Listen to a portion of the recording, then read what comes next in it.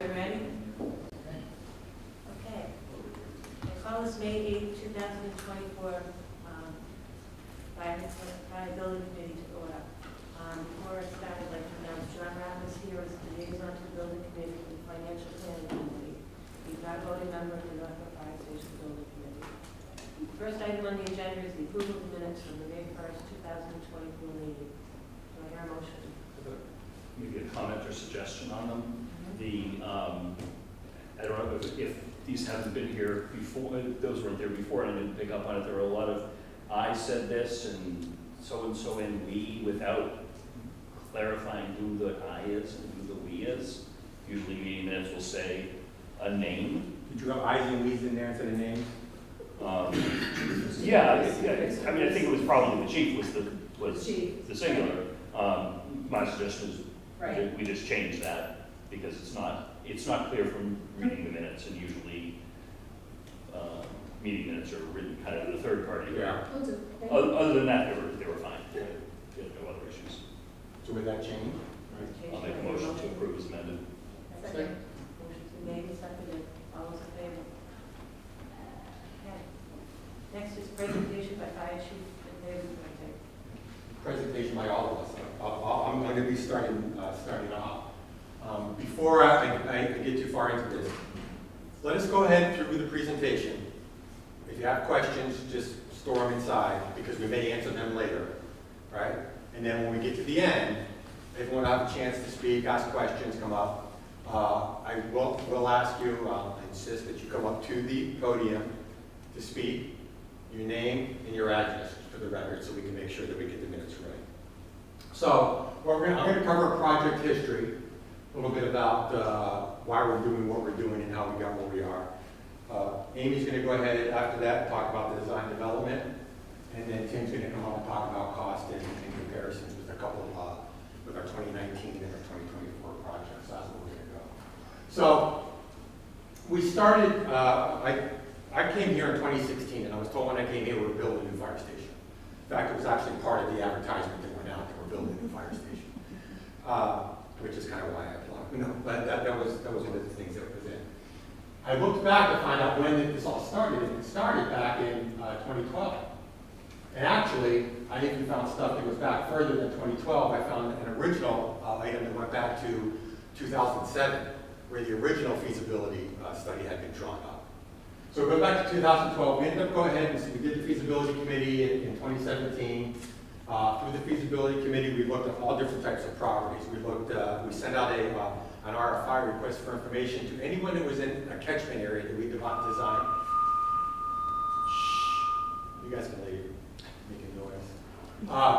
That downtown area that we went through and we figured out where we could build a station that we could still maintain our response numbers, our response times within the downtown area. And we sent out letters to all of those people. Mitch was on the feasibility committee at the time, and so it was done. We got probably 8 responses back, some of which they weren't big enough, or they didn't have the frontage that we needed. Some of them we liked, we looked at them. One of those was 10 Church Street in combination with the property right next to the fire station now, which is the laundromats. We looked at a combination of those. 6165 West Main came in, we looked at that. Also 10 Monroe came in. So we looked at all these and we figured out which one was best, and we figured out 6165. We actually didn't just guess, we actually had a nice rubric we went by. We all rated it independently, then we came in together, we all rated the 6165 as the best land. At town meeting in 2019, we approved $3.5 million to purchase 10 Monroe, 6165 West Main Street, hiring as project manager and for design fees. It took us sometime around, where did we finally make the purchase and sales? 22? No, 20, when our first purchase and sales happened. That went on and on and on. There was, as you can see, there was a delay, right? We finally were able to execute it 3.41 years after it was approved to buy. That's because the land was dirty, it had to be cleaned. The gentleman who owned it, then we went back into, we talked about the purchase and sales again, and he wanted more money, we went back and forth. We finally came up with a number and what level he had to clean it to. one of the things he had to do was tear down the buildings. The reason he had to tear down the buildings is because if we tore them down, we'd have to pay prevailing wages to tear it down. It would cost us 3 times as much to tear down the buildings that it cost him to tear down the buildings again. So that was all part of the purchase and sales. And then he cleaned it to the required amount that was required by DPH, Department of Health, DEP, and then the purchase and sales was taken care of. In 2022, we did the purchase and sales on 10 Monroe, and then the first fire station building committee was held on 3/2023. The charge we were given on that date was a pretty broad charge. Okay, so the building committee was charged to hire an owner's project manager, because that's the first thing you have to do for any project in the state of Massachusetts over a certain amount of money. We were then charged with putting out an RFQ for an architect, working with the owner's project manager to find an architect to do the project, and then to design a building that would meet the programmatic needs for the fire department in the town of Northborough for now and many years into the future. That was our charge. We weren't charged to build a fire station for $10 million. We weren't charged to build this fire station for $100 million. We were charged to design a station that would be programmatically meet our needs, and we wouldn't have to be adding on in 5 years, and then 5 years, and then 5 years, and then 5 years. So that's what we sat down with HKT and we talked about. Went through there. So the architect was selected in 23, which was 4 years after we had, over 4 years after we had permission to buy the land. We did program development. Program development was done. I really loved the way we did program development because we had discussions with the leadership, myself, the deputy, and the captains. But HKT also developed a survey that went out to every department member. So every department member had the ability to say, this is what I think we do well, we have well now, this is what I think would really help make things better. They're the users. They're the ones who live there 24 hours a day and respond out of there. They're the ones that we wanted the input on. We got quite a bit of input back, so that was terrific. Based on that, we do a space needs determination, going with schematic designs, fire station building committee, design review, master plan implementation committee, community information sessions, all kinds of meetings. At the end of that, we come up with a schematic design, we go off for pricing on that. That pricing came back and everyone's like, oh my God. We said, we understand, but understand this is schematic design. Schematic design means there's a lot of assumptions. So we may not know, HKT may not be able to tell the person doing the costing exactly what something's going to be, so they have to make an estimate. So they tend to estimate high for obvious reasons. So that was schematic design. We're now in design development. And design development has, again, fire station building committee. Our last design review committee should be tomorrow morning at 8:30, I believe. We have our ZBA meeting. We have a CONCOM meeting coming up on the 13th, Conservation Commission. We've had one planning board meeting, and we have one more that we anticipate on the 21st, I believe. And I'm talking off the top, I'm pretty sure that's something like that, the next one. Correct. I'm pretty good at guessing these things. So how did we get here? What's the issue with the stations? The current station we're in was built in 74 and occupied in 75. And I have a note from the then chief, Pierce, who says, we need this station because our equipment that we have right now doesn't fit in the station. So we need a new fire station. And this isn't the best property in town. It really isn't the best one, but it's going to work for us. We'll make it work. It was designed with only 2 full-time firefighters who only worked day shifts. We didn't do ambulance service. Had limited to no sleeping facilities because the sleeping facilities, if needed, were just a big hall and they put beds up there. And the focus was then on dealing with what we needed right then. This is what we had for apparatus. We had 8 pieces of apparatus. What do we have now? We have 18 pieces of apparatus. Now remember, this station was built because they couldn't fit 8 pieces of apparatus in. We now have 18 pieces of apparatus that are much bigger than the apparatus were in 75. We also have ambulances because now we run the ALS ambulance service out of the fire department. We now have 20 full-time firefighters, hoping to expand, if we can get the grant, to 28 full-time firefighters, right? So we're really starting to get real overcrowded. How overcrowded are we? This is how overcrowded we are. To get from bay 3 over into bay 4, your options are to open the door and go outside, or to crawl over the bumpers of the ambulance. Bay 4 is where the rescue truck is and where our tanker is stored. It's also where our washer dryer, where our extractor is stored, it's where our gear dryer is stored. So in the winter or probably weather, this is how they're transversing, carrying their gear with them if they're responding. This is Bay 4. You can see here's our extractor. Look how tight this is in here. And then this is the front of the building, which you can see there, the ambulance, that's how much room there is in the front. Luckily, the doors open so you can actually see some space in there. So it's really tight. So without question, this is one of the big reasons we need a new building. What else do we need a new building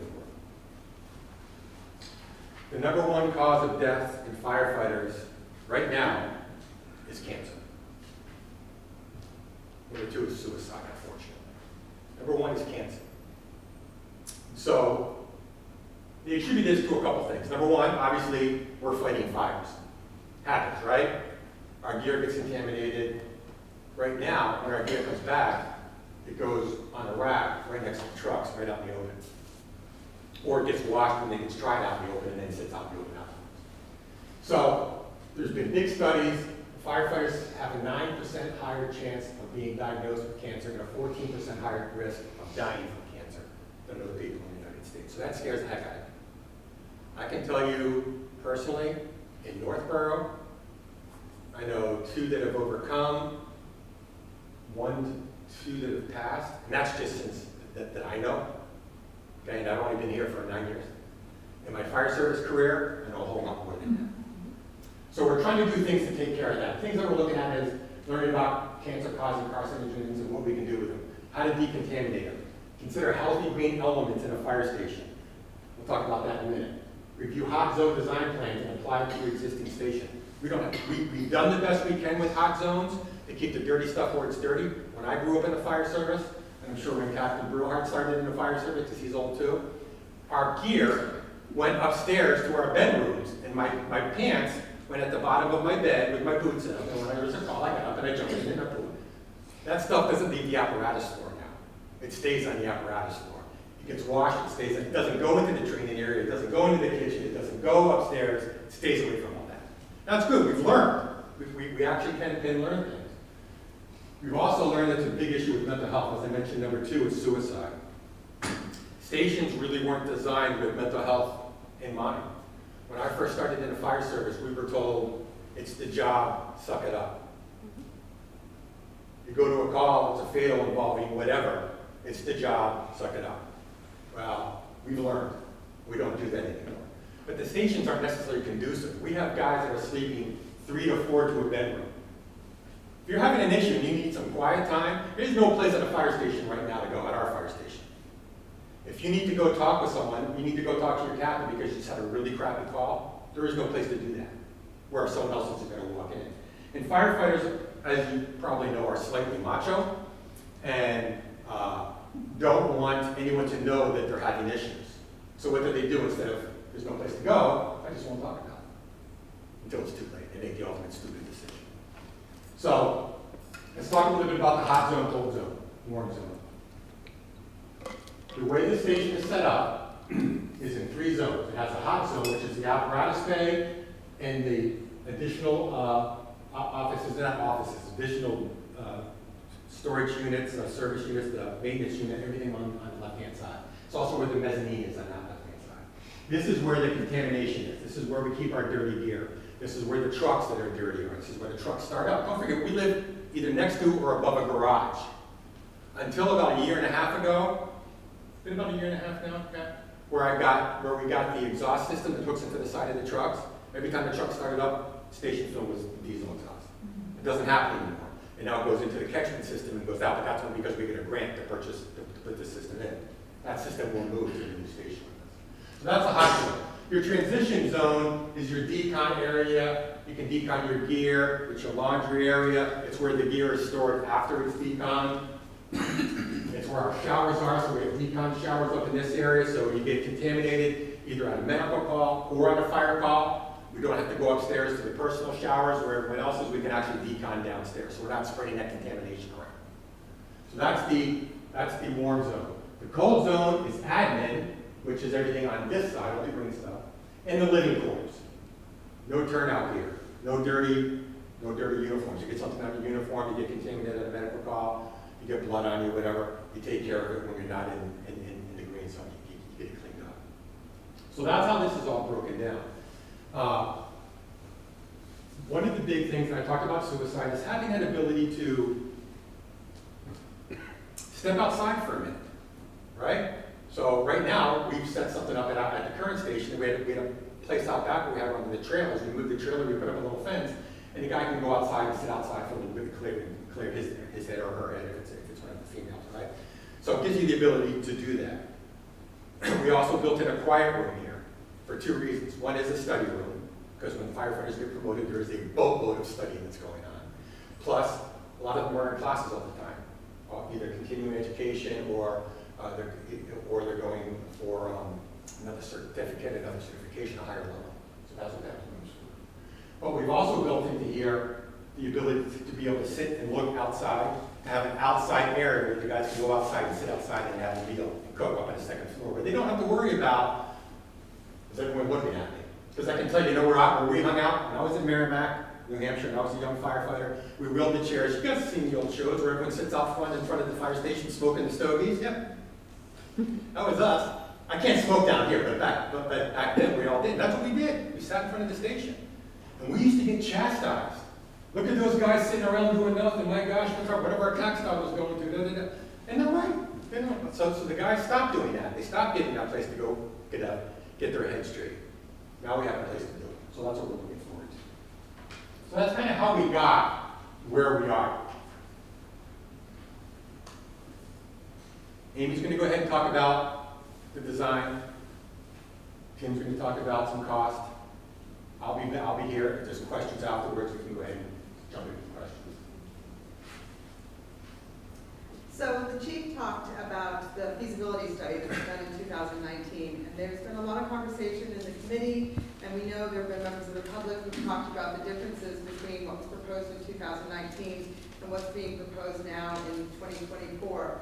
I think the most important thing to understand is the difference between a feasibility study and the actual design and engineering that's going on now. The feasibility study, as the chief explained, was really a very high-level look at this project, trying to figure out if it was the right site for this project. So looking big picture, if the site was going to work, what the big picture needs were for the fire department at that time. Now what we're doing is we're really getting into the nitty-gritty of what does this department need. As the chief said, we spent a lot of time doing programming, talking about what their needs were now, and looking into the future, not just what they need today, but what do they need 20, 30, 40 years out, so that you're building this building for the long term. We spent a lot of time doing that, and as a result, we planned for the future, and the square footage of the building increased beyond what was looked at in 2019. We looked at that clean building, clean station initiative that the chief talked about, and how we can arrange those spaces so that the gear and the equipment can get decontaminated, so that the firefighters aren't bringing that into their administrative spaces and their living quarters, and all of that added square footage to the project as well. But the other really important thing to understand is that a site survey was not done in 2019. That's not atypical of a project at that stage, but once you get into the real design and engineering, you need to do the site survey. And when we did that, we found out things about the site that just weren't known in 2019. There were some assumptions made based on information that was publicly available. And when we got the survey back, we found that the grades were a little bit different than what had been previously assumed. And that meant that there were some changes that needed to happen, some additional retaining walls needed to be added to the site in order to make things work. So those are the really big picture things that you need to understand about the difference between 2019 and the current design. And as a result, a little over 4,400 square feet have been added to the project from what you saw in the feasibility study in 2019 and what you see now in the current station design. Those have been, we've looked a lot with the committee, we've analyzed the different plans, we've tried to figure out exactly where those changes are. The apparatus space sizes changed from the original design to now. The layout that we have now, I can say, was based on the exact equipment that the fire department has. We took the exact dimensions of all the equipment. We talked to the fire department of how they wanted that equipment arranged so that they could have the best response times, making sure that the equipment that's used most often is right at the front doors. Then we arranged the rest of the vehicles and had adequate egress clearances between the trucks. As you saw in the pictures the chief showed you of the existing station, right now, if there was an emergency and the firefighters need to move quickly between the different trucks in the apparatus bays, that would be really tough to do because the trucks are parked bumper to bumper.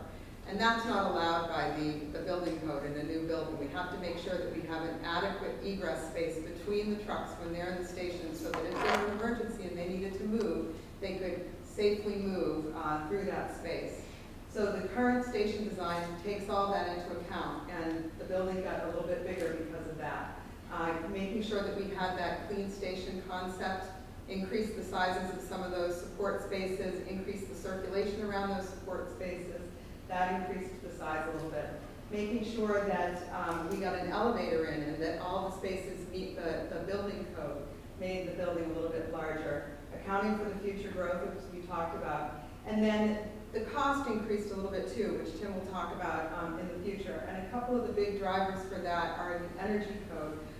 In 2023, Massachusetts passed a new energy code for commercial structures, and they're trying to make sure that all of the buildings that are built are relying less and less on fossil fuels, and as a result, our requirements for tightening up the building envelope, increasing the levels of insulation in the walls and roof have all increased, and that all adds cost to a project. That isn't something that was envisioned happening in 2019 when they put the project together. They were assuming the costs then were based on what the energy code required then, not what it requires now. And then the site costs, as we said. Once we got that survey in and we realized that there were some different design elements that needed to be factored into the project, that increased the cost a little bit, including the retaining wall that we need to have to hold back that hill and allow the circulation and parking areas around the building. And we also made sure that we were setting the building back from the street so that the apparatus could circulate, and that pushed the building back a little bit, which you can see in this drawing. So this is the current design of the site, and here's the building here. This is West Main Street along here. And so the building is set back so that we have an apparatus apron here. All of the frontline apparatus exits the station right here onto this apron, and when they come back into the station, they can maneuver and back the vehicles into the station using this apron so that they don't have to stop the traffic out on West Main Street. And in doing that, we pushed the building back into the site a little bit, which meant that we had to add a retaining wall around the property in order to make that all work. So big picture of the site design, just to give you an idea of how things are arranged. We've got the building here. The main public entrance is located right here.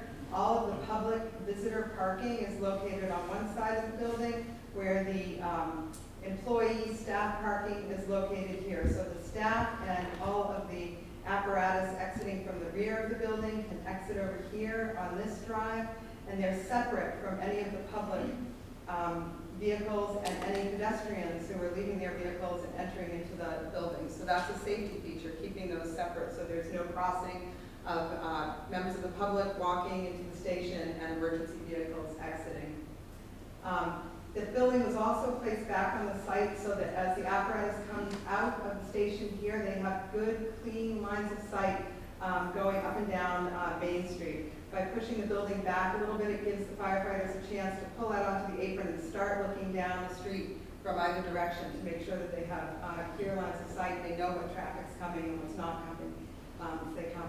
And then the new energy code now requires electric vehicle charging station provisions be put into a project. For a project like this, 20% of the parking spaces that we provide have to have provisions for electrical vehicle charging in the future. We have to have 11 spots that are electric vehicle ready, and the town has made the decision to have 6 actual chargers installed from the beginning of the project. The aprons here, so this, the front apron here, as I said, this is where the first line apparatus exits, but there's also apparatus that exits the rear of the building, and there is some snow melt that's put in the aprons on either side so that in the winter, when it's snowing, it helps to keep those doors clear so that the firefighters can get out quickly and just helps with response and helps with snow removal. And then the whole site is going to be landscaped to make it a really nice and inviting public space. This is the first floor plan. The first floor plan is about 21,500 square feet. There are 4 distinct areas, which you can tell from the color coding here. The pink areas here are the operations areas. So this is the apparatus space. All these little rectangles that you see in here are the trucks laid out. The doors leading out to the front of the station out to Main Street are right here. There are 6 apparatus bay doors in the front, 6 apparatus bay doors in the back. There's all those storage and support spaces on either side of the apparatus bays, and these are the areas where that decontamination happens. So there's gear storage, there's decontamination rooms, shower rooms, that all the things that we need, laundry rooms for the gear, to make sure that the firefighters are able to decontaminate before they head into the rest of the station. The main public entry is located right here into the lobby space and has access to the training and EOC, where community functions could also happen in that space. There's some public restrooms there.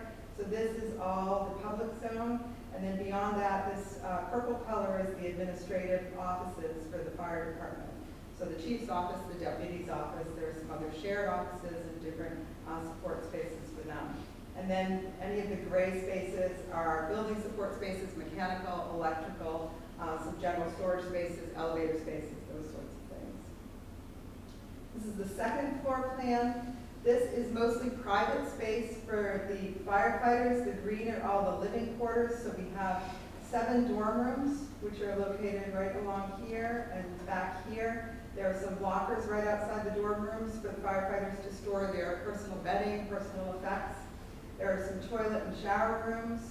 There's a day room and kitchen. So this is where they cook their meals, they eat their meals. When they have some downtime, they have a chance, they can relax, watch some television. There's a deck located off of that where they have a place where they can eat outside. They can have a grill so that they can do some cooking outside. They have a fitness room right here with some exercise equipment in it so that they can do some training. And then there are some building supports and mechanical spaces and all. There's also this element right here, which you'll see on the elevations in a minute. That is the hose and training tower. So it's a place where the firefighters can hang the hose when they're wet. They can also go in there and they can do training exercises and practice going up and down the stairs, carrying the hoses, carrying their gear, doing other activities. We've got I talked a little bit about this roof deck here, which is right off the day room and kitchen. There's another roof deck right here off the fitness room. Another chance for firefighters to go out and have some access to fresh air. What you can't see here is on the upper level above this, the roof. The new energy code requires us to make sure that the roofs are designed to carry PV panels in the future. So we do have spaces allocated for that. The structure will be designed to carry the PV panels, and infrastructure will be brought up to the roof so that if we want to add PV in the future, it's pretty easy to do. It's sort of a plug-and-play thing. The committee is talking now about whether that will be part of the project this time or later. There's a lot of work or a lot of discussion to be done with that.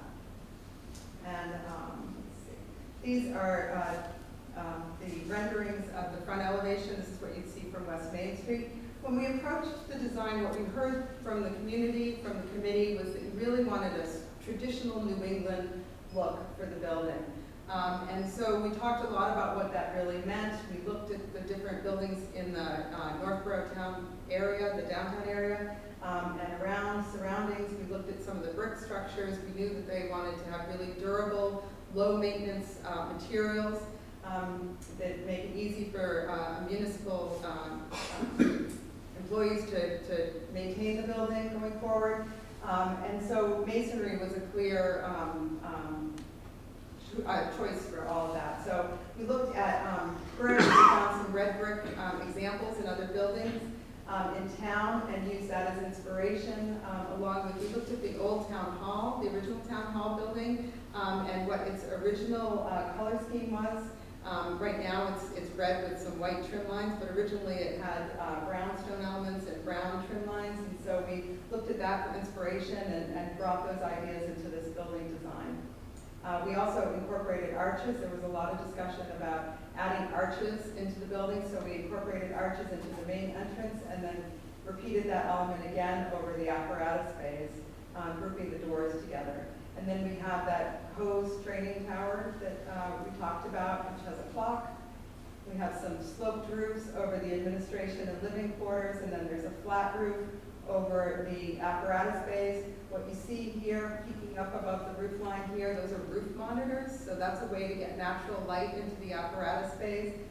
There are sloped roofs with glass on one side of them up over the roof, and it allows natural light to get deep into the apparatus bays where you don't have other opportunities for windows. This is the view that you would see as you're coming from the downtown area along West Main Street, headed sort of out of town. So you see the apparatus apron here. This is the Main Street right here. So the trucks will come out here onto Main Street. The public entrance is right here.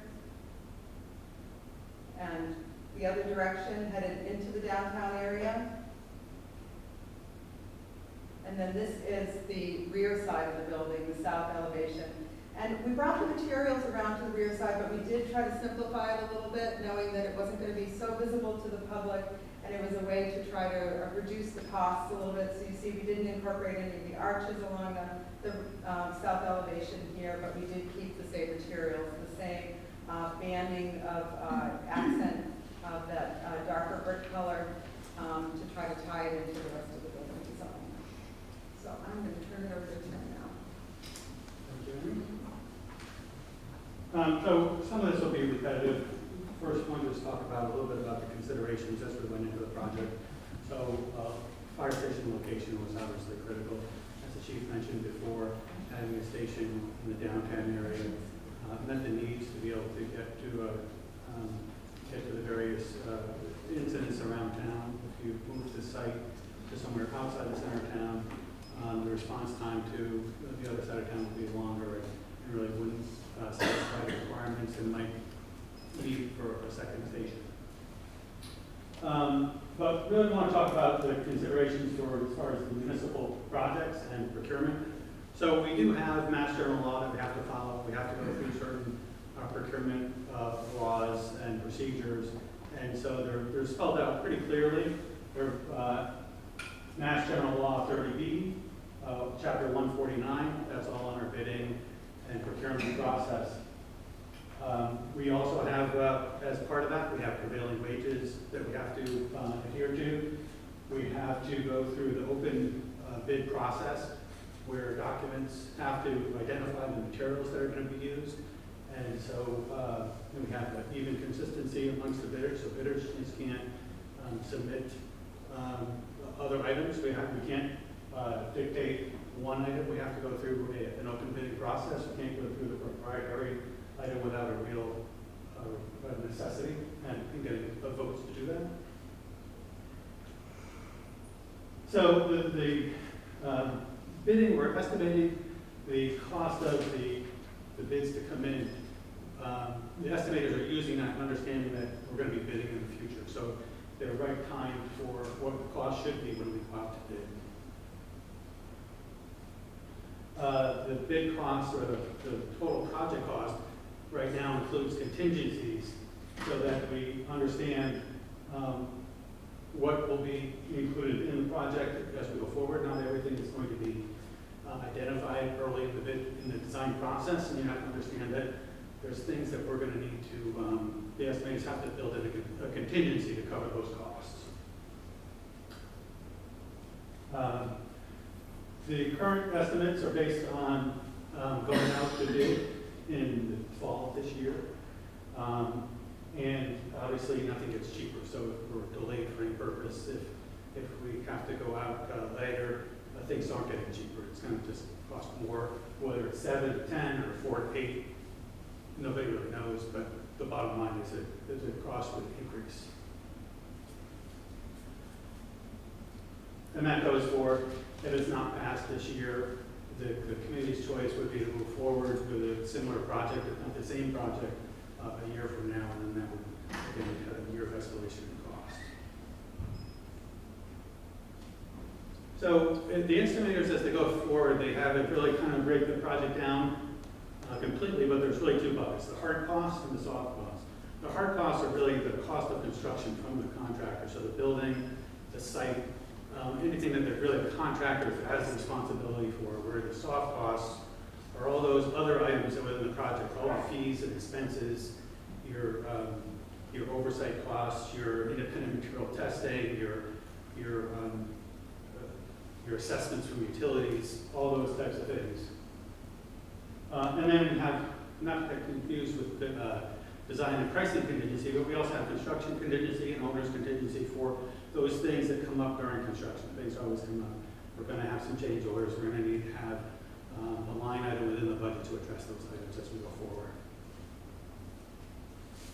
So we talked a lot about what was carried as far as cost back in 2019 and what we're carrying now. So the hard cost for the building, the construction cost was $14.4 million back then. Currently, we're estimating it to be about 31.7. Soft cost was 4.4. We're currently carrying about 10.8. So really, what's the difference in there? And we've talked about some of them throughout this so far, but certainly escalation has taken a crazy jump since COVID. It used to be pretty consistent up until that point, but the pricing and escalation just kind of really got out of control over the past 5 years or so. Amy mentioned the new energy code. That's still really trying to get our hands around what's required to meet that energy code, but certainly it's added costs. Prevailing wage, or just cost of labor. Contractors are having trouble getting labor. Manufacturers are having trouble getting labor. It's causing delays in the procurement of materials. All those things add cost to projects. The refined program, adding the square footage. So going from that 24,000 or change up to the 30,000 and change number that we have now is really an added cost, and we'll talk a little bit about that in the next slide. But then as we come up onto the site, Amy mentioned that there was actually a survey done. So there is some things that we know now. We didn't really, not sure if they were anticipated or something we know weren't anticipated in the previous study. So as a apples to apples comparison, we tried to make a comparison to make sense of that escalation. So on the left-hand side, in 2019, we had a station of 26,420 square feet. And we had an estimate for that in 2019 of $15,417,787. So that equates to $584 a square foot. We since know that we've had to modify the number of square feet in the building due to the current program at 30,850. So if we multiply that 584 times 30,850, we come up with, for the same square foot cost, it's 18 million.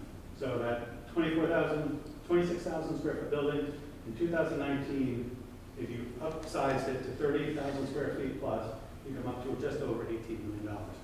So then below that, same principle, but we've added escalation that our estimators have provided to us over the past 5 years. And you can see that in 2024, that $15 million project is going to cost 25.4 in 2024. And then if you add the extra square footage that we're adding based on today's program, you're coming up with 29.7 million. So our estimate came in at 30.9. So just changing the size of the building just about takes care of that. Not to mention all the different things that we have to deal with. We talked about the added cost of adding an elevator that wasn't in the previous study, the added energy code requirements. So that you can kind of see that it's not that different from where it was in 2019 as far as the cost per square foot. It's just the cost of time, the cost of escalation over these 5 years.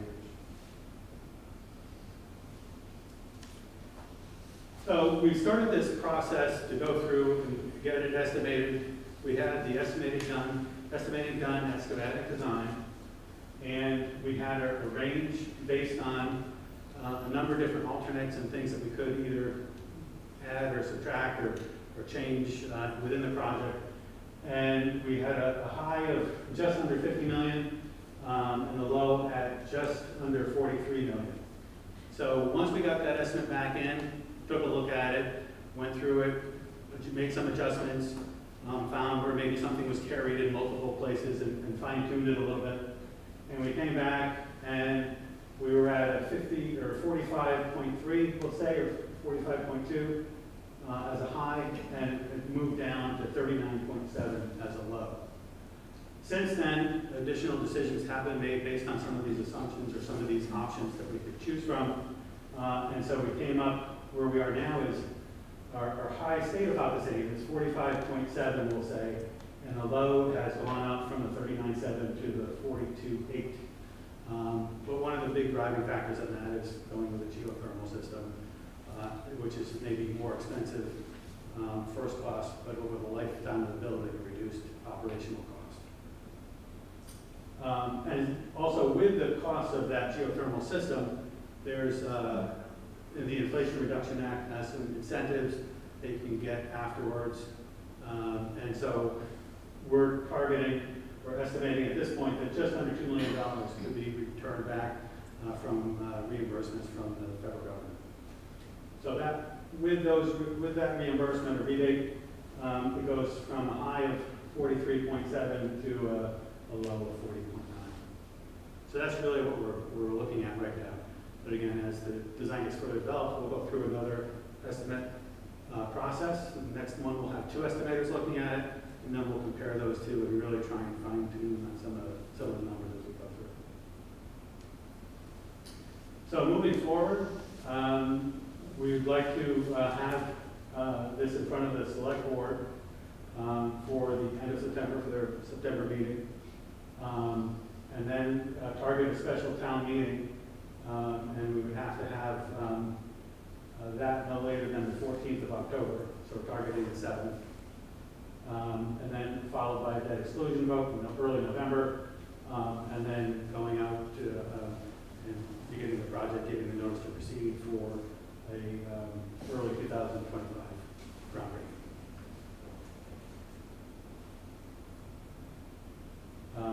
For additional information, there's a QR code. I think there's a website that has this information. Yeah, so the fire station, the town website, off of the fire station page, this QR code take you to the fire station project. And it has the link to all of our previous meetings, every video, every presentation that was done, all the cost estimates. You can see everything that's been done previously. It just gives a whole chain of everything we've done. And that's the end of our presentation, so thank you. Thank you. So we're going to open it up to questions. Again, if you have questions, comments, whatever, you can come up to the podium, state your name and your address, state your question, and I'll try to direct it to the right person who needs to answer the question. Hello. Kelly Gannett, 69 Northgate Road. Thank you for the presentation. It's a beautiful building. It looks gorgeous. Question. How big is this building compared to the current one? Like, if you were to put up the picture of the proposal, where would our current one fit into that? I'm just curious, like, how big of it is. And my second question is that you mentioned, like, you anticipated growth for the next 40 years.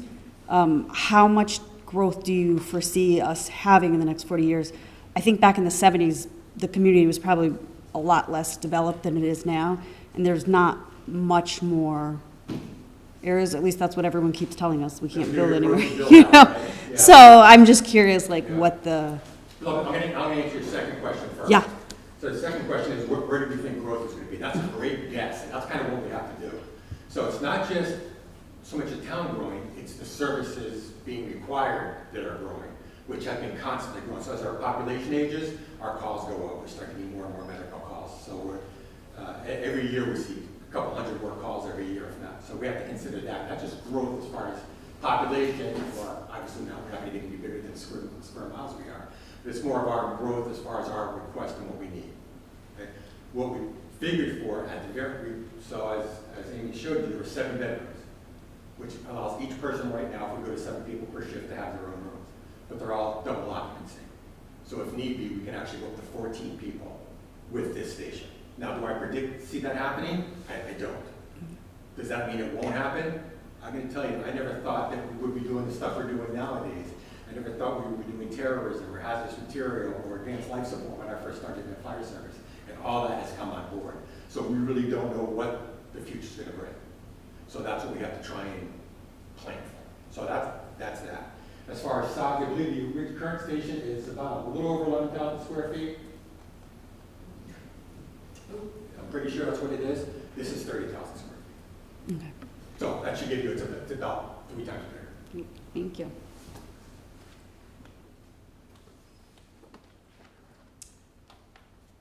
Kathy DeGraff, 23 Edmonds Way. Thank you. I agree it's a beautiful building, and I think you guys should have all the space you need and all the equipment that you need and all the community support that you need. I just have a couple questions about the site and the plans. First off, is there any time limit on the geothermal rebate? Are we up against any kind of a deadline for the government rebate? Yeah, there are 2 rebates involved. One is from Mass Save, which is the state program, so when you pay your electric bill, there's a little line item in there, I forget what it's called, that goes into a rebate program.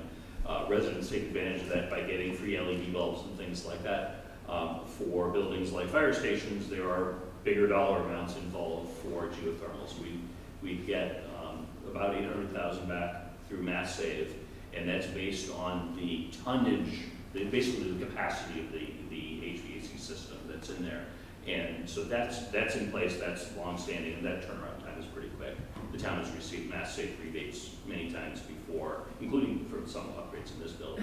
Nothing quite of this scale, but it's an established program. The Inflation Reduction Act from the federal government is about 1.2 million. That's based on a percentage of the value of the HVAC system. So we figured out it's 25.5% of the value that we get back as a rebate. That's a new program, so that is still getting up and running. We don't know yet how quick that will be. The expectation, the hope is that it's going to be pretty quick because somewhat similar programs that have existed before have fast turnaround time. We don't know definitively yet. We will get a better idea over the next several months as that continues to roll out.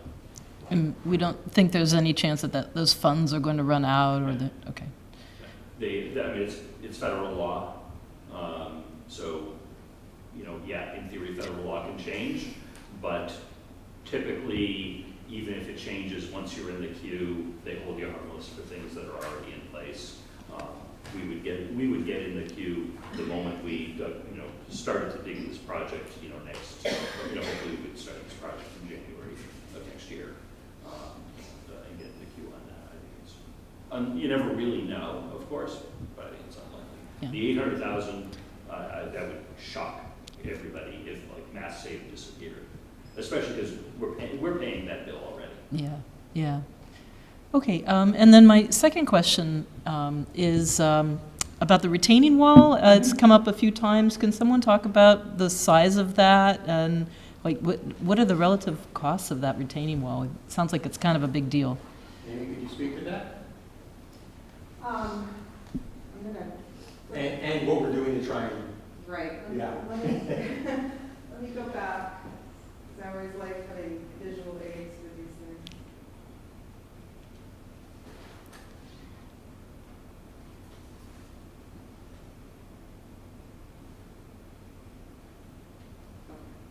So the retaining wall wraps around the building. So we've got it all around here.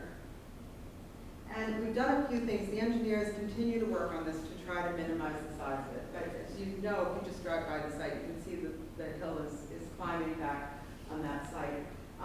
We have figured out, so just to explain a little bit more about the retaining wall. Along the east and the west side of the site, these walls are going to be sort of straight walls. There's not a lot of room to do anything else because where the wall is located in proximity to the property line. Back along the south side of the site here, we are going to do what's called a battered wall. So these are big concrete blocks that retain, and those are stepped back a little bit, so it starts to sort of slope back as you go up the hill. So it reduces the visual impact of that wall a little bit. So it will be the battered along here, and then it will transition to a straight wall along the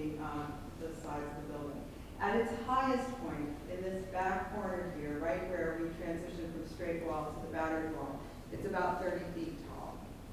So, and then it tapers from there. It tapers down along this property line, it tapers down along the back here, it tapers down until it reaches grade here. The engineers were able to cut this wall back considerably and regrade. At one point in time, we were showing the staff parking along this side of the building. We made the decision to move the staff parking back over here, and that allowed us to work with the grades and meet the grades of the neighbor's property there and cut the retaining wall back a little bit.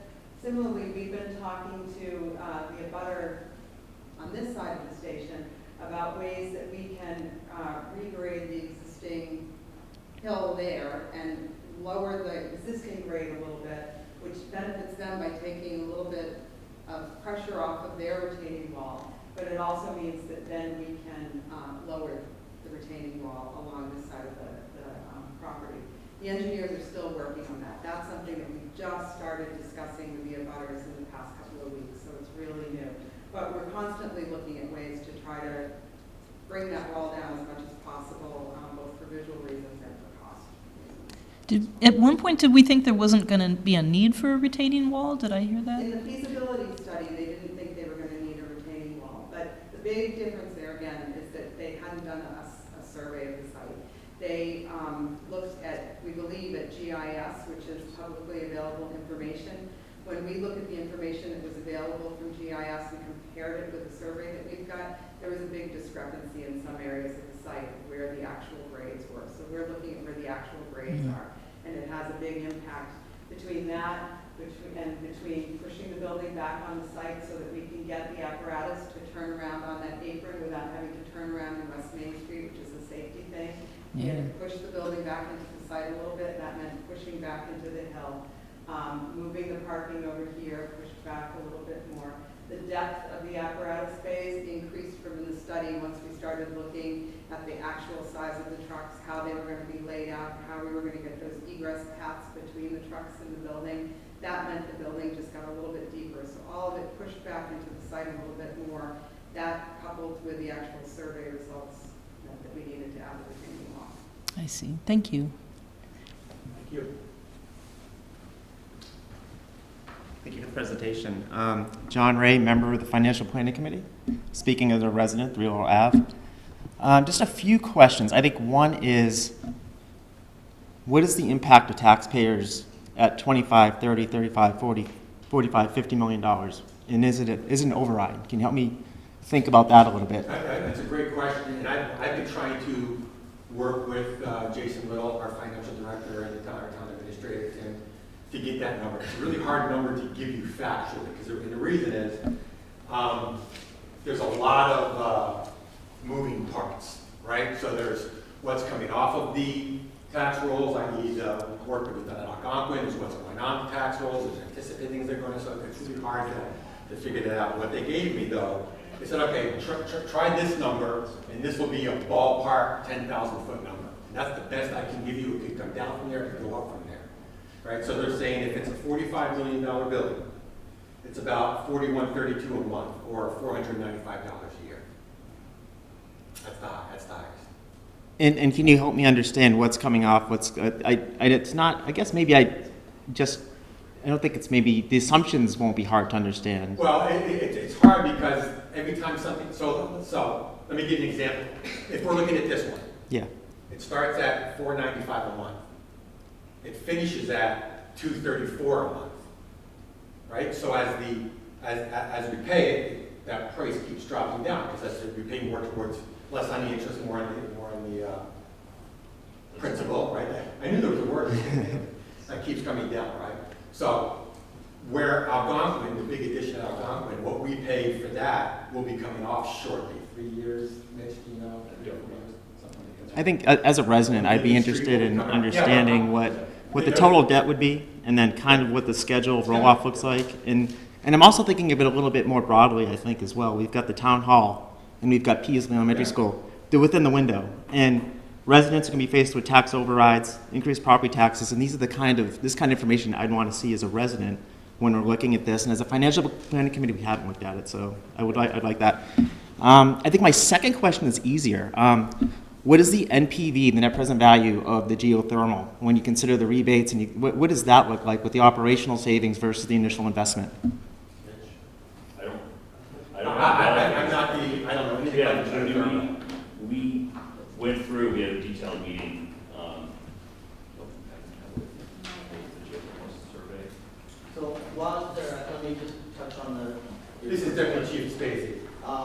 So we've been working with Jason Little, the town administrator, on those numbers. And like she said, it's not as easy, and Jason's very good at his job, so it's hard for him to break it down to our level where we can understand it. Not this guy's level.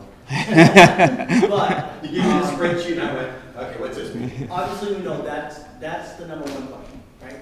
What is it going to cost me as a taxpayer out of my pocket? That's what people want to know. And for us to do that responsibly, we need to have more facts. Yeah. So we can give you that ballpark, but we are planning on rolling out information specific to that and some of the other specific dollar figures. So long before this comes before the select board to move to town meeting, to go to town meeting to vote and the ballot, you will have that information well before that. Great. In the spirit of notes, I think my direct question is the net present value and payback period for geothermal, if we were to document it on. Yeah. So I don't have it. No, right. it's okay. Just, I'll yeah. I'll find it for you. Yeah. I'll send it to you. Hang on a Great. second.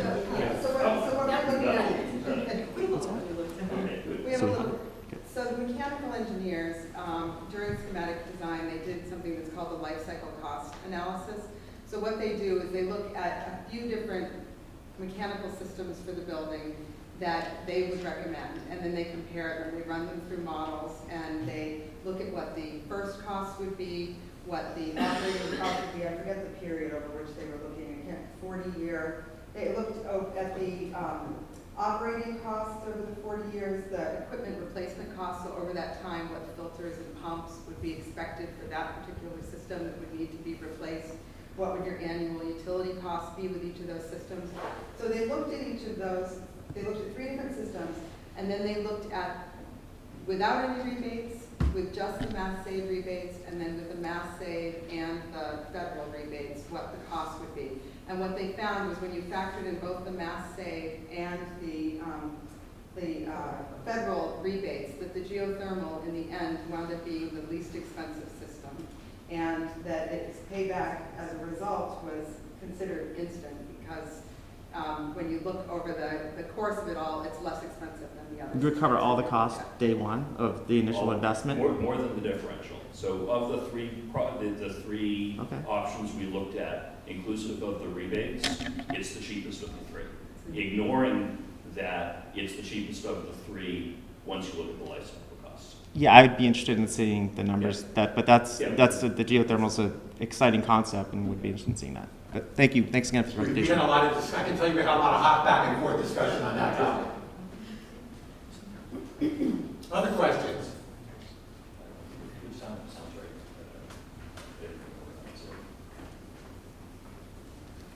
Dario DeMar, 13 Fairway. On the retaining wall, it's the topographic difference is about 30 feet from what I could see on the drawings. But I think we need to make it taller for safety reasons, because there's backyards over there, so you don't fall 30 feet. And I know it's a short drive with the ambulance, but You're talking about the backyards? Yes. There's already a huge drop off the back of those backyards. understand, but when you put a retaining wall there, it's straight We down. wouldn't be all the way up to their backyard, correct? Wherever it is, There's the retaining wall, and then there's a fence on top. right, because it's mandated by code if you're more than 30 inches. Okay, so then it's really more like 34 feet tall, a visual from the road. Because you have to put a wall around it, It'd be a fence. a fence, same thing. It's, you have to put something higher than the 30 feet so people don't get hurt. And looking at the site, it's actually possible to just terrace it back at a 3-to-1 slope. I actually ran the numbers. And that way it could be planted naturally, vegetated. And, because I don't know any fire stations that have a 35-foot wall in the back of them on Main Street, aesthetically and safety-wise. Additionally, those walls are right up against the parking, so what are we doing with snow? That's why the jog is here. We have snow storage here, this jog is here for that. to provide Okay, so- storage. We have perfect. snow storage along this whole side, and we've worked with our Department of Public Works. Okay, to make sure that we have- and another thing on that, so when you put a 30-foot wall on a south elevation, you're guaranteed to have ice all the time because you're blocking the sun. So that's a big thing too, because my driveway will warm up, melt, and I can get out in 2 hours. This has to be used 24/7. So you're gonna be maintaining this like crazy without the sun helping you out. And that retaining wall seems dangerous and inefficient when you're talking about energy. Well, just because the sun, it's basic sun. If you have a wall on the south I can't side, agree with the dangerous statement, but I'd like to have maybe the architect to speak to the grading that was mentioned. So, yeah, and our engineers, as I say, continue to look at this. We had a number of challenges here. One of them is the town has expressed some interest in perhaps developing the upper portion of the site in the future, and so there's only so far we can go grading back and still allow that as a possibility in the future. There are also lots of properties abutting in different places. We've got, so this is kind of Grove Street coming in here. We've got property here, we've got properties here. There's another property line right here. There's two properties, actually three properties that come to a point right yep. here. We have to meet the grades in all of those locations. So we do have some constraints that we have to work through. The engineers have repeatedly said that they're chasing the grades going back up the hill, and with all of those constraints, it's been a challenge, and the best they could do was come up with a retaining wall. If one of those constraints were to change for some reason, we could certainly take. well, I think the parking could go away that we're planning there, because if you park and you're 35 feet above everything else, getting down that 35 feet is a really difficult I task. can just tell you that the Master Plan Implementation Committee, that night that we presented, were adamant about putting parking in this project. Fair up enough. There, right? So I don't disagree with you there. Yep. but No, I'm just no. saying that's the way to deal with it. It's just ugly and dangerous, and it's harder to maintain. If it's just natural vegetation forever, it's greener.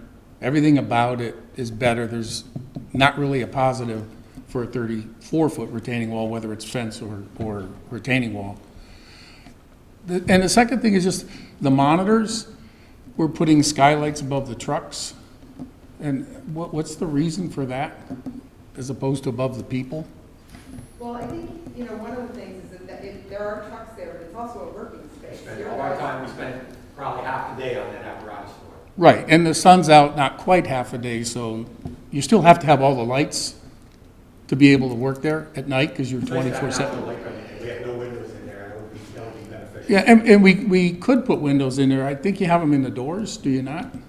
Yeah. Okay, We do, but the light doesn't get deep into the space. We have put clear stories and monitors in apparatus space before, and I can tell you in some of the fire stations where we've done it, they don't have to turn the lights on at all during the day because they have so much access to natural light. yeah, it's vertical light on a horizontal roof, so then it's tougher to maintain. You've got snow buildup on it, and it's much more expensive for your HVAC system, because now you're putting windows instead of an insulated panel. So if it was a living space, I'm all for it. But if it's for trucks, and you're gonna be working there 24/7, you're gonna have every single light, so you're not gonna save money on the lights. You may save money on some lighting, but you'll pay for that times 10 with the heating and cooling when you have all the lights up above from thermal loss. I don't recall there being an issue with an increased cost in the heating, was there? With the- When you add windows, you add cost. Well, with the new energy code, it's like a wall with the windows. And it will, I know a lot of stations have them, and again, they don't turn the lights on. And that natural light coming in really makes the space brighter, and we don't have to deal with it, especially it's the north-facing side, so we'll get that sun coming around in the afternoon. The one thing on the wall that I would just mention is, obviously from the start, from the chief, the committee, everybody across the board, if we didn't have to put a wall in and that was not the best option, we wouldn't put a wall in. But this is where we're at. But if you look at, everybody's talking about the wall, and every time they see the wall, they see the wall as just the image.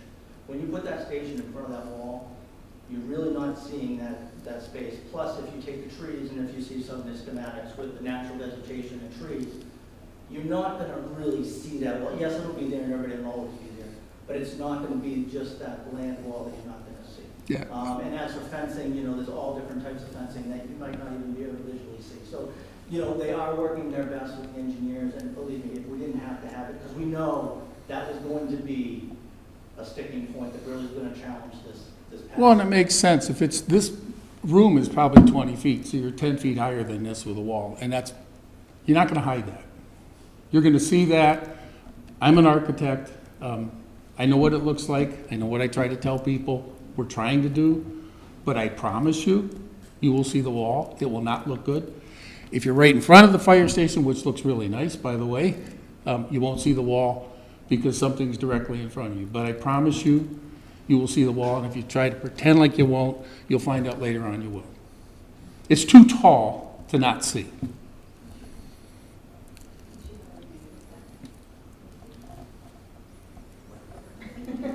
There is a rendered view, because that was, it's come up, and that was. Well, it has to come up because it's broken. I mean, it's going to keep coming up because it really doesn't work. Yes, this is the rendering with the building covering it, which is perfect, because it's covering it. You can barely see it because the building's covering it again. I understand how to show renderings and not show the bad stuff. How tall is the building? Not quite 30 feet. But you're not up at the building height, so if the building's in front of it, your perspective will cover the wall, if you're in front of the building. If you're anywhere on the sides coming in or going in the parking lot, driving in the back where the people park, there'll be a wall 20% higher than this. And you'll say, wow, there's a big, huge wall on Main Street. And I don't know what town that has that on Main Street. A 30-foot retaining wall. It won't be the only retaining wall on Main Street. I'm not saying the only one, but the only one that, when you put the fence on, you're talking 35 feet. Taller than almost every house. Thanks, Tom. We all hate the retaining wall. There's no one on this committee and no one in this room that is excited about a 30-foot retaining wall. I know you well enough that I trust your knowledge that says, well, if we slope this back, maybe we can get rid of the retaining wall. Parts of it, not the sides. Yeah, the sides, yes. It is outside the scope of this committee to say, we're okay getting rid of the potential future municipal parking up there. And I love the idea of future municipal parking up there because we need more parking downtown. My ask would be, ask your engineers to say, all right, if we forget about the idea of municipal parking up on top of the hill, what would it look like to slope the hill to eliminate as much of the retaining wall as possible? Understanding there are all the constraints about all the neighboring properties and everything else. What would that look like visually? What would that look like economically? I doubt this would be a cost-saving measure relative to the wall. This is really a lot of dirt and bringing it somewhere off-site, and I know that's expensive. If this committee gets, if it turns out to be feasible, and if this committee is potentially interested in that, then we go back and we go to MPIC and or the select board and say, okay, you make this call. Do you want us to have the retaining wall and preserve the parking, get rid of the retaining wall and lose the parking? Because that's outside the scope of this. That's what I was, Yeah. I like the idea of looking at this again. And I remember we talked And we have talked about it. Yeah, we talked about it. We send it on to the engineers. Okay. It's already in their hands. Oh, good, To get good. a comment, but, Okay, excellent. and it would be stopping all the other planning board, all the other processes that make, all the things that are already permitted in the primary. everything right now we have to stop. Yeah, we have to stop, redo the stormwater management, all Right that now. stuff, just so you know that, Okay. because it's already based on. Yeah, I mean, the building itself, we're not talking about changing, but I No, but appreciate their it's already all the done. site related things that change. Yeah. Start over, probably. Adjustment, big adjustments, because I don't know what that means yet. So we have asked, we have put it through Okay. our engineers. So conceptually, what does it look like if it's feasible? They might is have the an first easy, question. quick answer. Correct, right, that might end the whole discussion.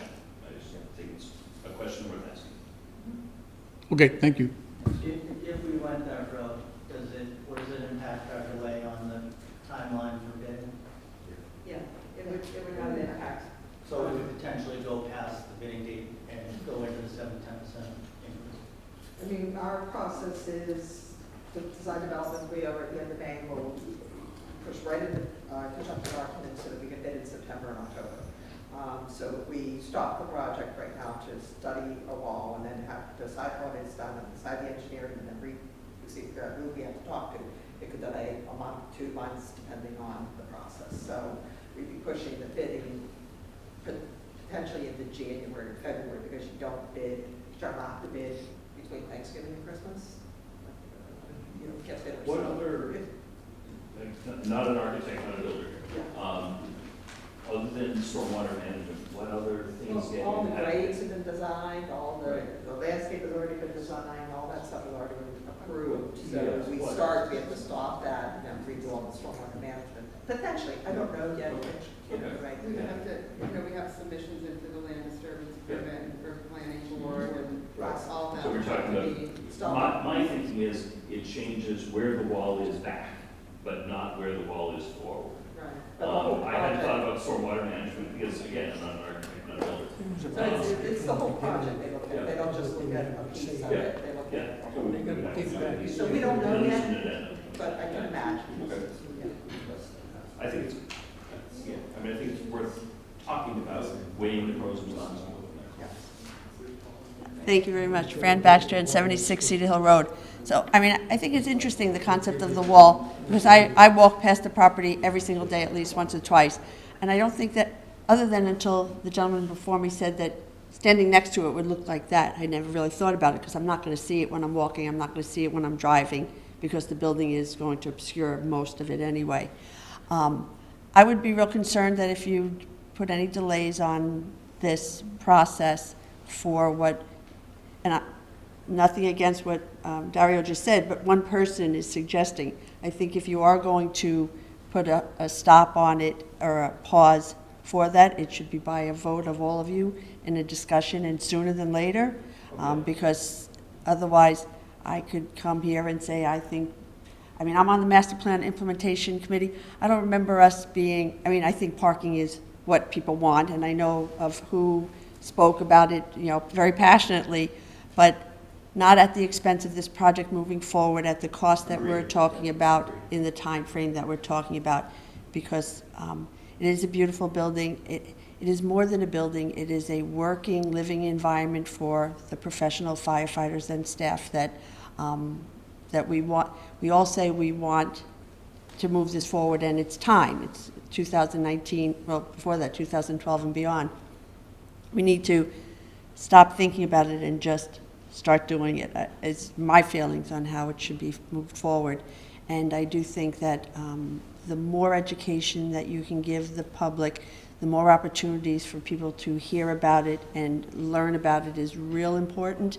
The one thing, I have people ask me questions, and I try to pay attention a lot so that I have good questions.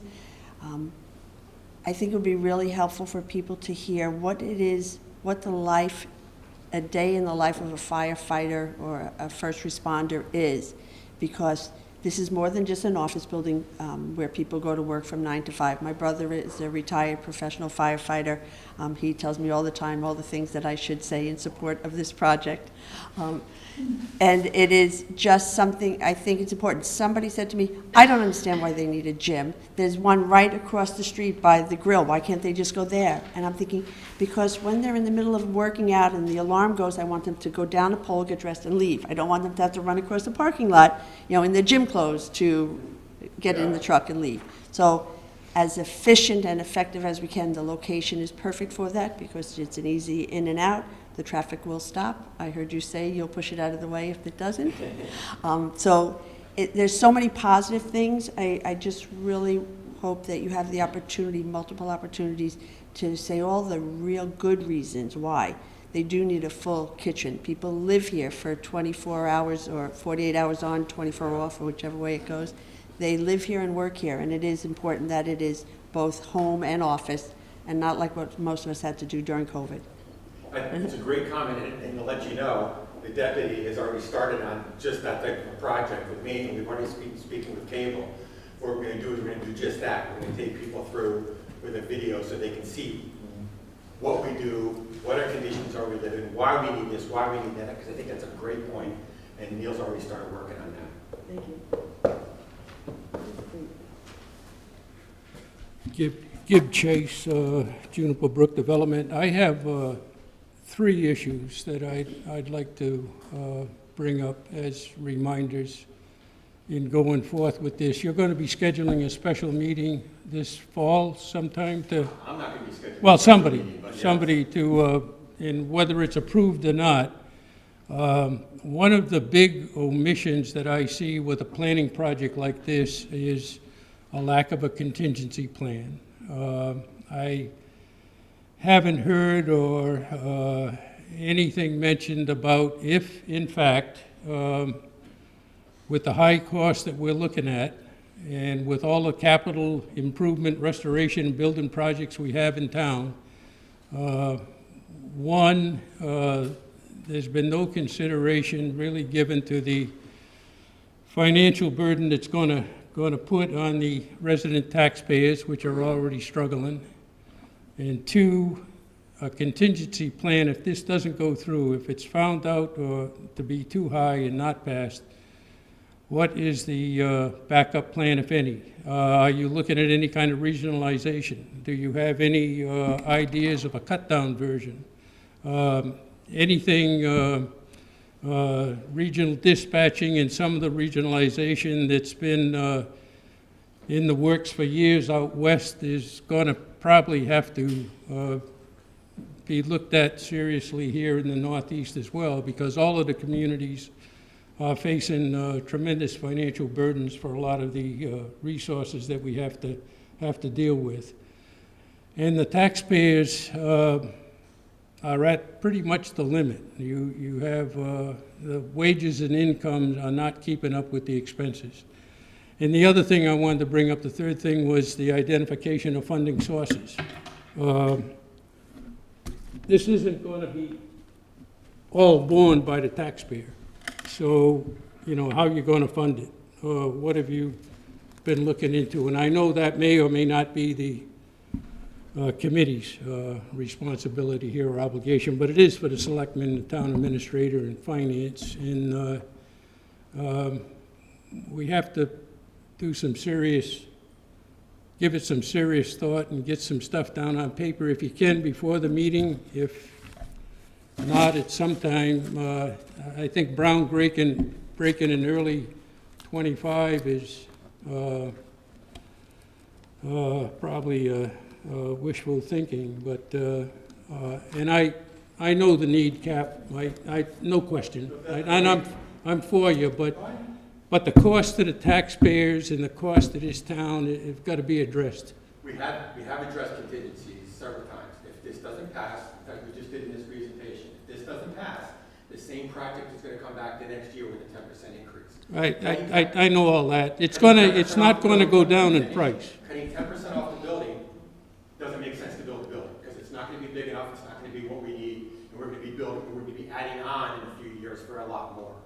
The other option is to build a second station somewhere, which means another 12 people on top of what we have, more equipment, in order to be able to to put all of our equipment and all of our people that we need to operate. So those are 2 contingencies we've already come up with. As far as regionalization goes in the Northeast, I can tell you, if you can find a way to regionalize fire departments in the Northeast, you will be a very, very, very wealthy man. Because I have been in numerous conversations for 40 years about regionalization in the Northeast. And the big thing is, nobody wants to give up control. Nobody wants to give up. Northborough does not want to give up. Yeah, we'll regionalize, but we want to be in charge. Or Westborough, we'll regionalize, but we want to be in charge. Nobody wants to give up control of what they have. Regionalization, in the long run, the payback, just like we've talked about geothermal, awesome. Regionalization starting next week is outrageous, because you build new fire stations, you buy new equipment, you hire more people, you move things. You don't just say we're going to regionalize and leave everything the way it is, because that doesn't make sense. You don't gain anything. So you may have to build a brand new station twice the size of what we're proposing on the Westborough Northborough town line. So the cost initially for regionalization is outrageous. I've looked into it, I've discussed it in numerous. But it's worked for decades out west and south. Sure. I mean, they're doing it. Because they started that way, Well, 100%. well, they didn't start that way, but they've had to. They've had From to. the beginning. So just to understand from a state legal standpoint. Yep. Under Commonwealth law, so out west they have, nowhere else in the world do they have the Commonwealth law. type of Commonwealth law. I understand, I Right? understand. So every town in Massachusetts has its own vote. There's no county government. Out west, everywhere else is county government. They make decisions. All those are county-based fire departments. For Massachusetts to work, and I can talk about Ashland and Hopkinton that were very, very close to agreeing, is that both towns, all towns have to vote, and they have to vote to approve it. I understand. And when you get down to, you know, like everybody's questioning dollars, and I agree, and I wasn't involved in it, but I was the town next door, is, all right, we're gonna do this. Well, we're gonna buy this ladder truck. Well, in Ashland, we're gonna use it 5 times. And in Hopkinton, we're gonna use it 10 times. So how come in Ashland, I have to pay the same? Because you can't regionalize the money. It's under Commonwealth law, you cannot regionalize the money. So it has to be independent, and then one, same with the regional school system, right? So the regional school system, the way that it works, they pay, Northborough, Southborough have to reimburse them. Everything's split by 3. It is convoluted, and there's no way around it. We don't have the authority to do it, because I would be on it. I think it's crazy how we work in the Northeast versus the West. Without question. Are you from the Northeast? I am, yes. Well, But I then live down- you know that we're the most educated and intelligent bunch of people that there is. There is. And damn well, we can change policy and we can change law to fit the situation. You know that. I do. And it can be done. I've had to deal with it. The only thing I would say to that is, believe me, it's been tried, is you have to get the politicians to agree to it. You have to get 351.5 towns to vote yes. Because if you get 350, it's gonna die. So it's a very difficult thing, and there's a reason why. You can do it by district or county. Right, we can't do it by district or county, because we don't have it. Like, it's just a border in Massachusetts. We'll change the policies and laws. Oh, can you? Because that'd be awesome. You can do anything if you want All we to. have to do is take over the legislature. Well, You can do, that's it, but- you could, you know, Mitch Cohen here, if he wanted to, could open up his pocketbook and fund all this. You probably could. But yet it doesn't even need a vote. Why are we here? Doesn't even need a vote, Mitch. Right? No, I do appreciate. Someone did. Who bought the lottery ticket? Right, you got it. You got it. Who went to work? County-based is awesome, and I agree with you 1,000%. That's the way dispatchers I dealt with when I was in New York. County-based is awesome, and that's the best way to regionalize. That's the way the South regionalizes, that's the way the West regionalizes.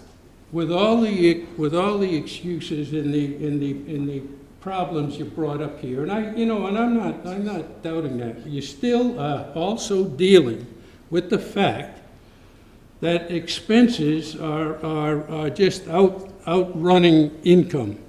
And when it comes down to the pocketbook of the people, the resident taxpayers, there's a limit. You don't have a blank check here to work with. So something's got to change somewhere.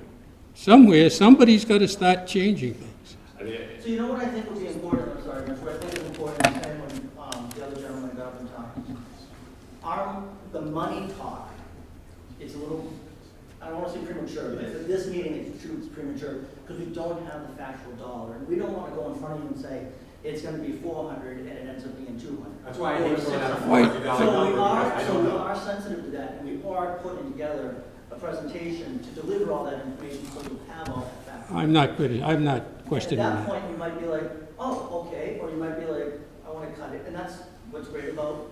Whether it's 40 million or 50, and with all the other stuff we got on the books, the capital improvements that we've, passed at the annual meetings and everything else. I'm sorry, but it's a big problem. I'll tell you, the select board met with our legislatures just last month, and we brought up 2 related things. One, that like there is for schools and libraries, we would like the state to create a program to help fund public safety buildings.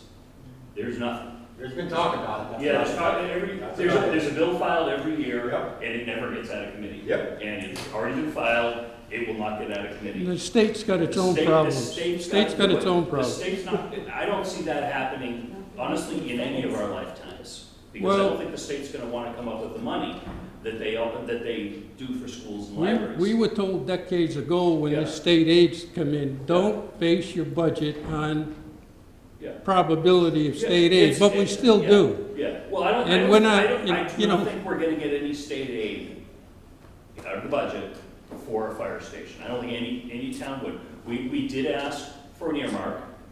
Yeah, That might come through, it might not. If it comes through, I'm not anticipating it's gonna be a big dent. If, you know, if they can find their way to throw $10,000 or $50,000 in our direction, that would help. yeah, It's anything. obviously not gonna help Anything. a ton. I'm not even optimistic about that, but we did ask for it. Well, we may, as I brought up at one of the meetings before, we may have to go to some of the corporations in town here, over on Bartlett Street, and ask for donations. You can ask. You may or may not get them, but you can ask. They're all part of the community, whether we like it or not, and They'll probably come back and say, we already pay $1 million or $2 million a year in taxes. and so did I. Yeah. Okay. Already paid. But anyway, With all due respect, thank you. that's great. Thank you. Any questions? Susie Sislicka, 8 Emerson Road. I'm on the zoning board, but I'm not speaking as part of the zoning board. To go back to the wall, just because Dario is a brilliant architect, and I don't want to diminish any of that, but I always thought that the wall was there because we were like bolstering the hill, because I'm not an architect. I have no engineering background, and just besides watching my children play with like toys, I have nothing, no architectural, no engineering background at all. So if the wall's not bolstering what we're digging into, is that not something that, without like doing too much work into the timeline, because even if it's like just a month or two delay, and just using my zoning background, like if it's just a month or two with the planning board, because you guys already came before us, so we're like, that would have nothing to do with us, like our timeline, we're done. So if it's just like a month or two delay, and it might save the town, you know, and I didn't hear a cost on the wall, but it might save the town a couple million. No? A lot? I believe what it'll be just as expensive, if not more, to do what they're saying. To get rid of the wall? Yeah. Because I do know, like, from friends, and I think I had watched a meeting or two, like, people are concerned about the wall safety and, like, how it looks. So I am a mom of 3, so that is something that, like, does come up for me, but I just wanted to bring that out there. I know someone had said about, like, walking by the wall or driving by the wall, like, you're gonna see the wall, but as a mom, I just wanted to say, like, the safety does concern me, and a month or two would not, like, I don't think it's a big deal, because I did take a picture, I couldn't really read it. It doesn't seem like it would upset the timeline too much. So I just wanted to say that. Thank you. Anyone else? Evening. Pat McManus, 25 Fernbrook Road. I'd like to thank Fran for her comments. I actually represent the career members of the department as the union president. I came here tonight, I've either been to all the meetings or watched all the meetings from home. I came here tonight because it's the last one, or at least potentially the last public meeting. Scheduled one. I wanted to thank the committee on behalf of the firefighters. Since this project's inception, which was quite a few years ago, the chief, the committee, came to us and asked us what we thought, what we felt we needed, which that takes a brave soul, because anyone that's going to ask a firefighter what they think, they better be prepared for the answers. But since this project has taken wheels, we have been listened to, we have been heard. All we have asked for from the beginning was a healthy and safe work environment, nothing more, nothing less. This building does that for us. There is nothing in this building that is unusual to any other fire station that's been built in the Commonwealth, at least that I've been in. And I've been in quite a few, and I know hundreds of firefighters. This building meets our needs. I feel safe saying that at least throughout the remainder of my career, 10, 12 years, we're not going to be standing here saying in 5 years, well, you shouldn't have done this. We told you you shouldn't have done this, or you should have done that. We have been listened to. This building is satisfying our needs as the firefighters. So I'd like to thank the committees. I'd like to thank HKT.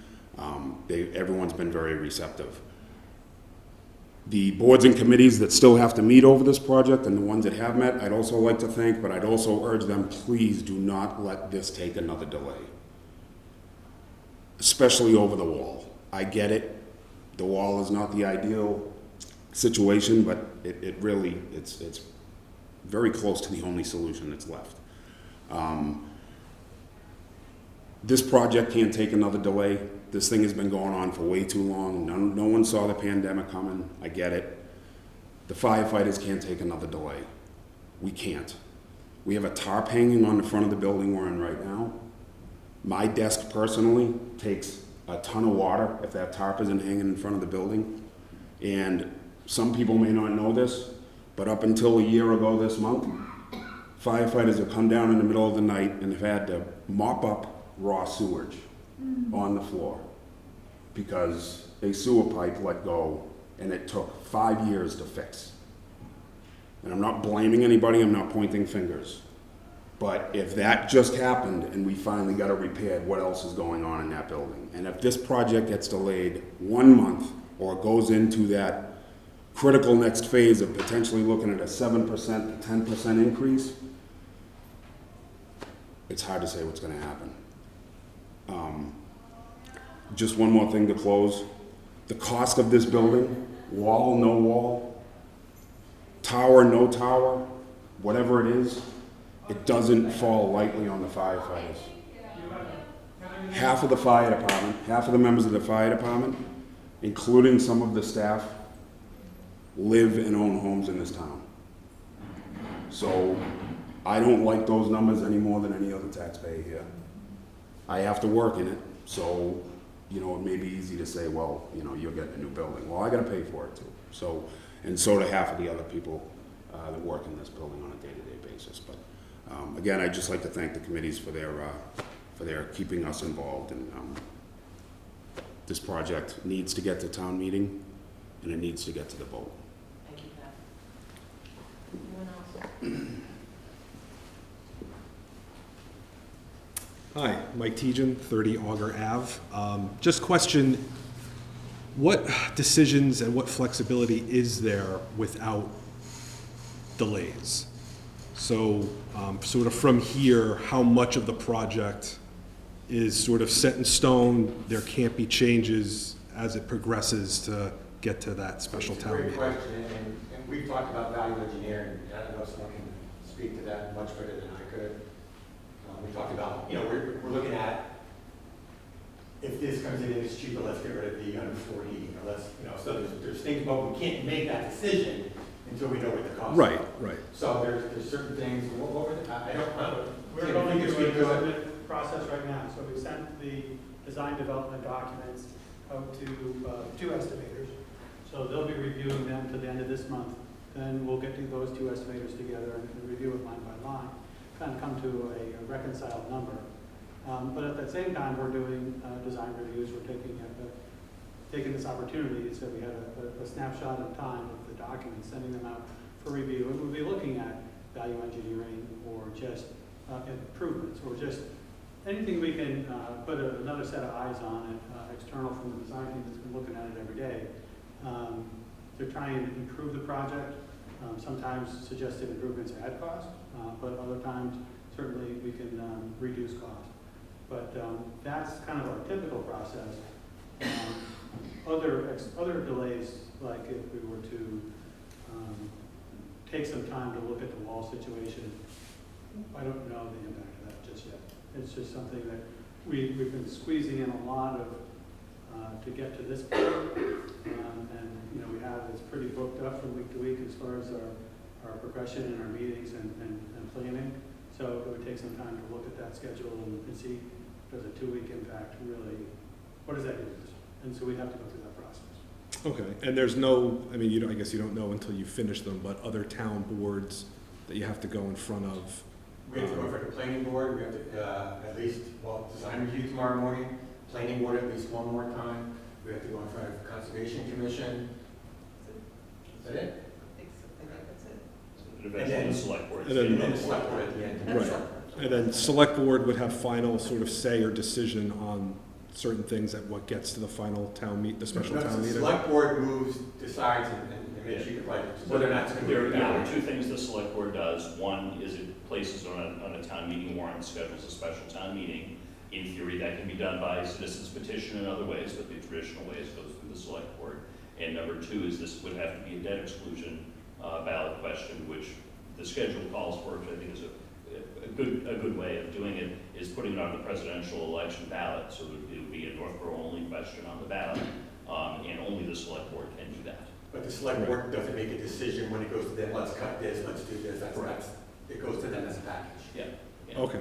Yeah. Another way to look at from a layman's perspective, the building is designed.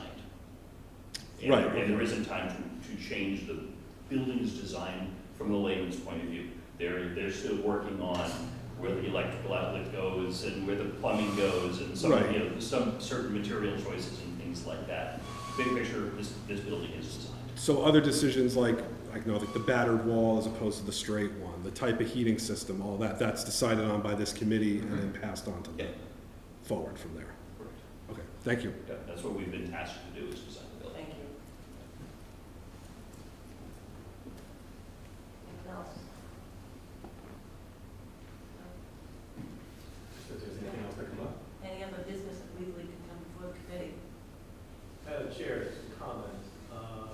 On the fire department's website, the chief and his staff have done a great job of compiling numerous frequently asked questions. There's probably more than 4 dozen out there at least. So if you have any questions about any of this and things we haven't covered, please go and look at that. I do have to correct Mr. Rapp on one thing, it hasn't been the chief and his staff, it's been him. And he has busted his butt doing it, and I really appreciate that outstanding job, so. And to go a step further, what Mr. Rapp was saying is, if there's not a frequently asked question on there, there's an opportunity to email us a question. We'll answer and put it on. And that'll unknown. You can have your own question on there if you want. Is it fair to say all those questions will be answered on the FAQs in the near term? After they get vetted through the committee. Yeah, we don't answer them ourselves when the committee comes up with whatever the results are. Right. But we should expect every question that's on there to be on FAQ, not questions removed from it. I can't say that every question will end up on the FAQ, that's not my call. That's something the committee will decide on any particular night that we vote. If I tell you, yes, every single question shows up, and then one doesn't, then I didn't tell you the truth. I'm not willing to do that, so it's truly up to however the committee decides. The committee may say, we've already addressed that, or we're not addressing that. I don't know. So like a perfect example is the question about so one question that's come up that the chair of select board has done multiple times is what's happening with the old fire station? And that's not a charge of this committee, so we can't very well answer it. So there might be questions on there when we deep dive into them that are not the responsibility of this committee. Not to say they won't be answered, but they just may not be answered through this process.